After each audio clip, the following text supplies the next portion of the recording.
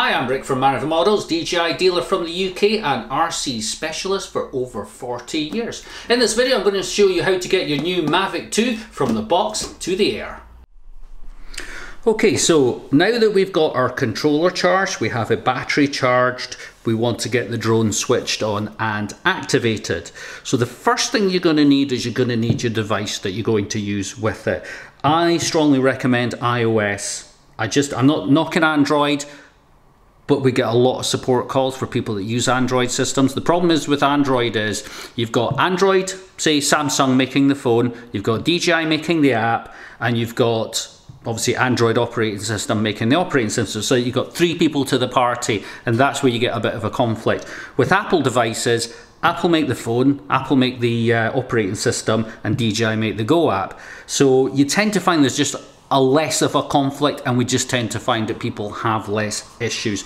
So make sure your device is compatible, but if you go on iOS, which I recommend, anything from to be honest, iPhone 6 onwards will work.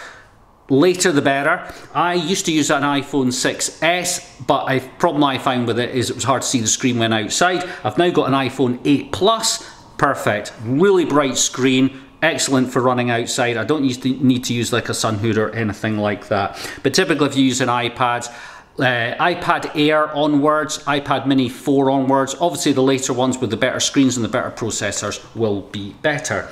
So the first thing you'll need to do is, if you haven't already done so, you will need to get the DJI Go app. So you'll need to download that from either the Google Store, get that out of the way, or from the App Store. So you will need that before you even start.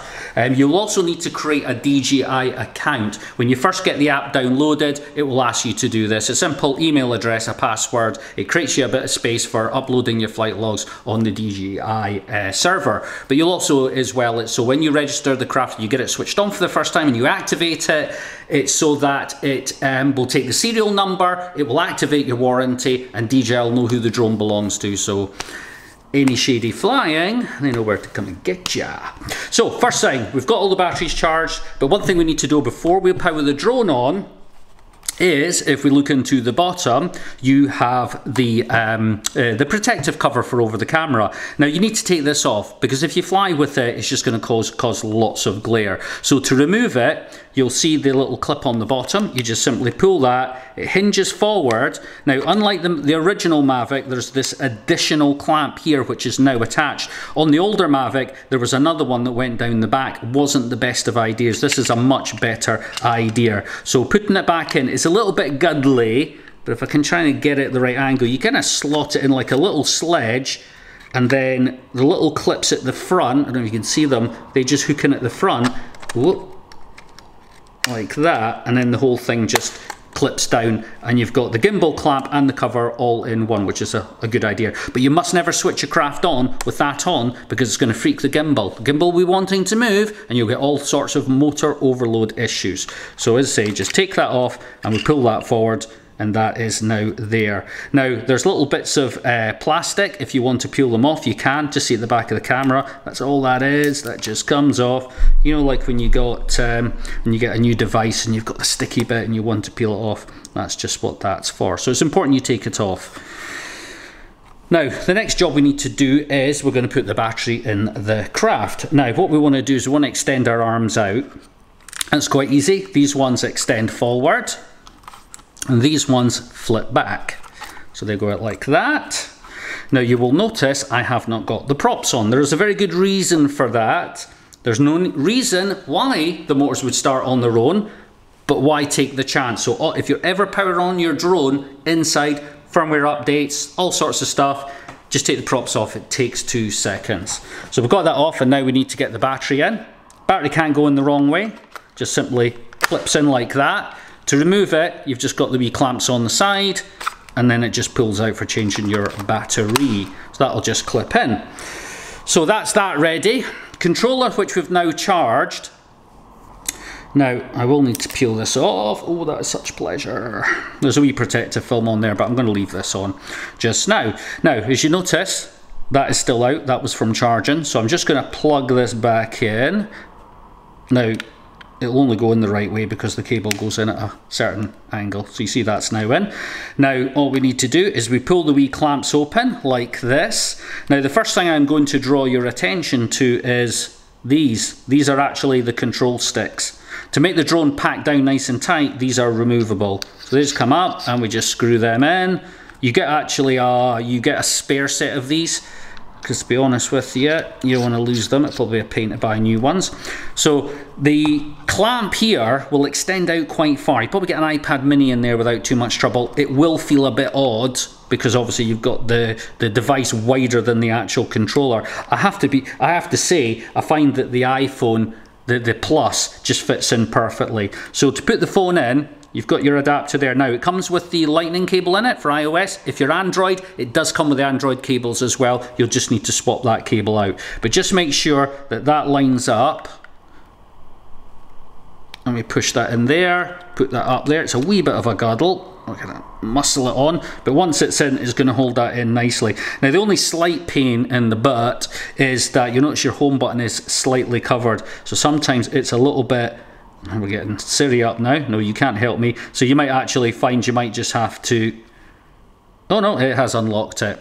So we've got all that open. The antennas, it's not important. In fact, we could just leave the antennas down because we're not going to be flying, we're just going to be powering it on. So the first thing we want to do is we want to turn the controller on first. So as with, well, all DJI devices, it's all turned on by two things, so you don't accidentally turn it on. It's a push and then release, push within 2 seconds and hold. So we push, which will check the battery, then push again and hold. Oops, see I didn't get there quick enough. See there, connecting. And then what we need to do, so we need to turn the craft on as well. Push once, push and hold. Here, you hear all the fans coming off. You'll see, you can't see it because of the camera, but the gimbal will actually be doing like a little dance. That's perfectly normal. Now you now get a little message up here. I get this so you can see it without all the glare. I'm sorry about the glare, it's all the lights in here. It is now on, and what we want to do now is we want to go to the Go app. Okay, so now we've got it all fired up. What we need to do for the first time is to activate the aircraft. So if you click on the DJI Go 4 app, and you'll be welcomed with a screen. Sorry, it's on its side, but it's going to take, two things are warning me. First thing is that there's actually a new firmware that needs to be updated, but we'll come to that. But you'll notice down here it actually says activate. You can't do anything until you activate the craft, and what during the activation it's going to do is it's going to take the serial number for the craft and register it to you, and that's when your warranty is going to start. So we're going to click on activate. In fact, if I pivot this round just for this part, but we'll probably have to go back round the other way. Okay, so this is obviously the first part, so we're going to get on with the start. So what it's telling here is about removing the gimbal protector, but we've already done that, so we're already ahead of the game. So DJI requests access to your DJI hardware information, so that's okay. You're obviously going to have to agree to terms and conditions, like if I fly like a complete numpty, it's going to be my fault.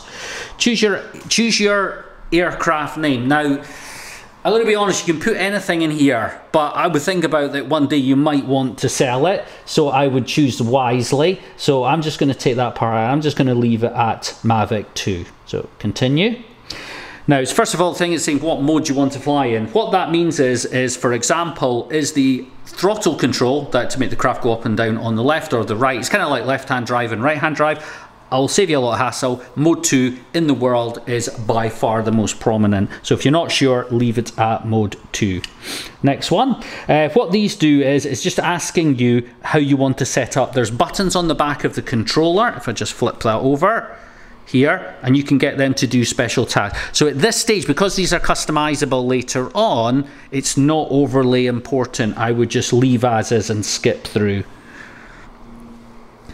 This just gives you a rundown of what all the different information on the actual screen here does. So it's worth taking a moment, having a little look at it, and figuring out what they will do.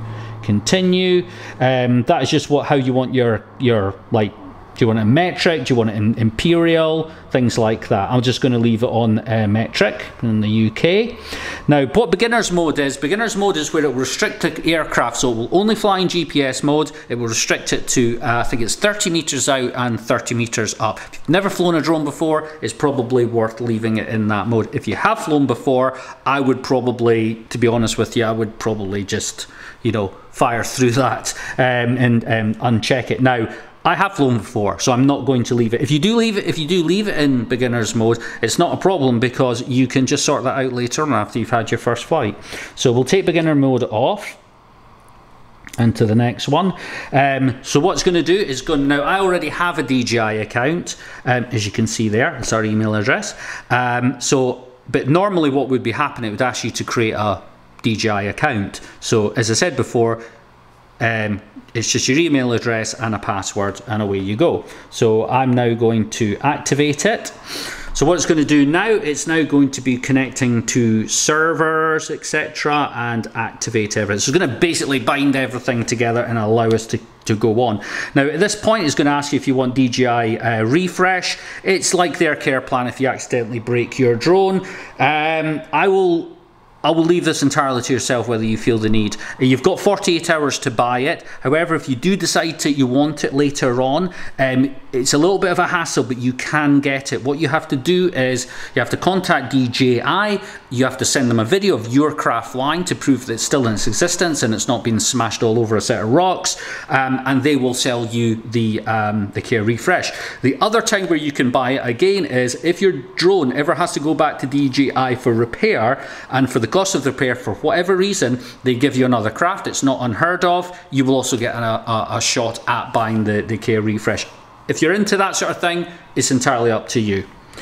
I am going to skip past it because I don't like that kind of stuff.